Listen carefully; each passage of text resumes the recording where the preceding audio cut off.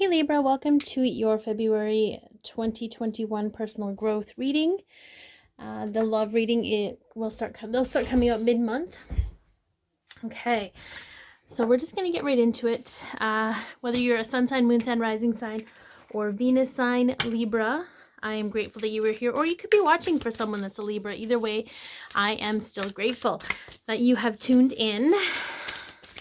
If you're not sure what I'm talking about with different signs, the information is in my description box below, as well as a link to a couple of the free sites that I use to navigate my natal chart, my astrological natal chart. So we're going to start off today with the crystal that is going to be your power crystal this month. What is your power crystal? Ooh, fluorite. So this one is, to me, this is one of the singing stones, the singing crystals of the crystal world, if you will. Its resonance is a little bit different. It is about clarity, purity, clear focus, and an end to cluttered thinking. So if you've been struggling with your thoughts a little bit, if you've been having a hard time, or if you have a hard time kind of streamlining your energy a little, streamlining the energy of your thoughts, okay, I feel like it's going to really help you clear. So you can envision the stone. You can, if you have it, you can also purchase it. I think I actually have some. They're just little tiny pieces. Well, mine are little tiny pieces. I've got a couple pieces of fluorite here. The first time I ever touched them, they kind of sang to me. I don't know if you guys could hear me when I was away, but this is my fluorite, little tiny pieces. So I'll put that here in the reading, but you can envision it. You can call in its energy. If you have it, you can put it under your pillow, and it will help clear your thoughts, if you will. Okay, so let's see what spirit animal is here to lend you their essence. One wanted to come out, but it didn't. Oh, very interesting. Okay, so it said the end of cluttered thoughts. I feel like you're going to be going through an end of a cycle, some kind of personal cycle. The vulture looks awful, I know, but it has a purpose. It has a really beautiful purpose. It's like nothing, it's sort of like it makes sure that everything gets cleaned up, right? It cleans up the bones, it cleans, it's a scavenger, right? But it also makes sure that whatever is ending is cleaned up. So I really feel like you're either tying up loose ends, or you're finalizing some kind of transition, or some kind of cycle ending. But you're going to be really clear about it. I feel that's the fluorite. You're going to be really clear about it. Okay. Majestic eminence. Okay, so we have a 27, which is a 9, which is cycle ending. But there's peace in the knowledge that it's ending. So I feel like you want it to end. I feel like you're ready for it to end. Priestess, divine feminine, and worth, which dictates, or it tells me that whatever it is you're ending, it was almost like it was dictating keeps coming up, but it was almost like it was dictating your worth, your self-worth. And I really feel like it was almost blocking you from your own divinity, the divine feminine rising in you. It doesn't matter if you're male or female. Okay. And it was a repeated pattern that you experienced before. And I feel with this vulture energy, it's just making sure that that doesn't come back. Like, I feel like it's just really taking care of all of the last remnants of whatever pattern that was.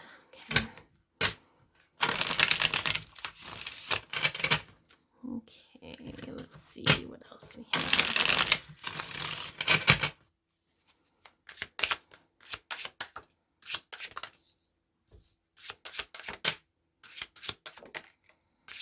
Okay.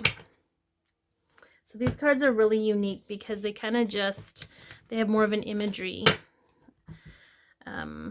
aspect to them, for me anyways. Yep, there's the death card.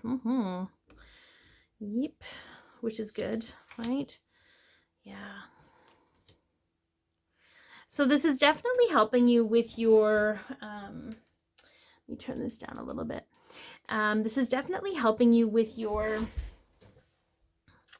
your solid footing, leading your own path. I feel like maybe you've struggled a little bit with leading your own path. It's not like you don't know who you are, and it's not like you don't love who you are. I feel like there was still some kind of acceptance of others that was not allowing you to take life by the reins, take your own life by the reins. And just so we're clear, Libra, I feel like a good majority of the collective of human beings that are somewhat waking up or awake are realizing that, like realizing how much we defer judgment of ourselves and judgment of what we're doing, more importantly, to other people. So I feel like it's again, come hell or high water, I'm gonna get there. So I do feel this very powerful, like strong, like all of these energies are very strong and dominant, and this is where my focus lies. So I think you're going to be very clear in your focus of where you want to go, and you're going to be open to getting there however you need to get there, but it's going to be your path. It's going to be your choice of doing what you need to do. The death card here is making me laugh a little bit because he's like, what about me? Right? What about me? Are you leaving me behind? So it could just be that you, could be leaving certain people behind. And just know that it's not your job to make sure they get on the chariot with you. If they're meant to be a part of your path, they will walk with you of their own volition. So know that anyone you're leaving behind, it's because they're needing to find a way to walk their path, which may not be in parallel to yours, okay? And there's nothing wrong with that. I hear an energy of being thrown away. You're not throwing anything away. You're honoring yourself. You're honoring the friendship or the relationship or what have you, and allowing it to transform as your energy transforms, okay? All right. So this is, I have to laugh. I have to giggle a little bit at this card. I don't know. And I feel probably because out of all, with the exception of maybe Scorpio, I feel like Libra have the most magnetism. So they tend to attract a lot of attention, romantic attention, physical attention, what have you.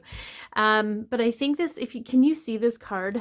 Like this little, he's a cute little guy, and it's almost like she's considering it because of what he has in his hand, the promises that he's making her, all these promises coming out of his mouth, and she's tempted. And I really feel like where you've been promised things and you've given people the benefit of the doubt, you're no longer going to take it face value. So yeah, so we'll keep going with that. I just had to, I don't know who that's for, but it's almost like there's this really beautiful part of you that doesn't, it's not about how someone looks, because he looks kind of, he's a cute little guy because of his color and stuff, but he's not really attractive. What he says he has to offer is attractive, but it doesn't actually come out in him physically, if you know what I mean. So it's not even like you found the person attractive, you found the idea of them attractive. And I really feel like you're going to be shifting into a place that's more balanced with what you actually want, and bringing people that can actually, aligning with people, bringing them in that can actually meet what you want. Because I truly feel like you're going to be doing that a lot for yourself. But these are so interesting. We have a balance. We have a DNA, something to do with DNA. I do feel like there's going to be, and we'll get into this, I'll talk about the extended version in a moment, but I feel like there's going to be this spiritual guidance piece. Like there's a part of your purpose where you're meant to help people and guide people, but you're still learning how to guide yourself. Okay, you're still kind of in this infancy stage, and there's no judgment in that. There's nothing wrong with it. It just happens to be where you're at right now. And it's totally, it's part of your process. Yeah, I do feel like there's meant to be a little bit more,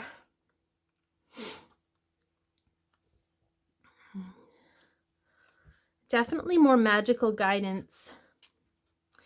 and being okay with not looking or being like anybody else. Okay, kind of standing out and being okay with standing out. And it's not about humility or conceit. I don't know who that's for, but I feel like the more you connect to your own divine self, I feel like you're going to understand the shift a little bit better. So if you aren't already doing that, I would suggest starting to do that. If you are, good job, keep it up. I do feel a lot of things shifting from the inside out, and that's the DNA part. Whether you believe that DNA can change or not, it doesn't matter. Energetically, you're changing regardless from the inside out.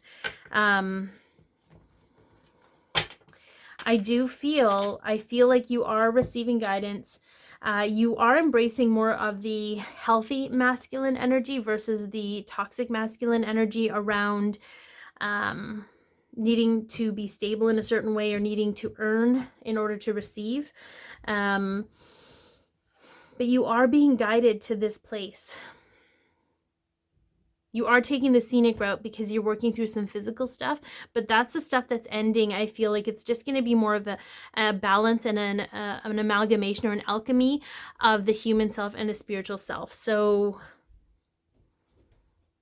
I feel like it's just, and you've already planted the sword. You've already made the commitment to do this on some level. It's just going to really start showing up for you, and you're going to be clear about how it's showing up for you this month. So I think that's really powerful, Libra. I feel like you're going to feel a little more stable, a little more grounded in your energy. We're going to get into the extended version. The information's in the description box on how you can get to that.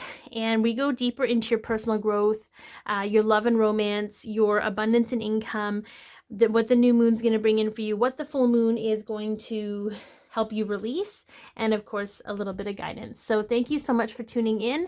If you're a Buy Me a Coffee subscriber, you can just watch part 2. Be your peace, love yourself, share your light, and have an amazing day.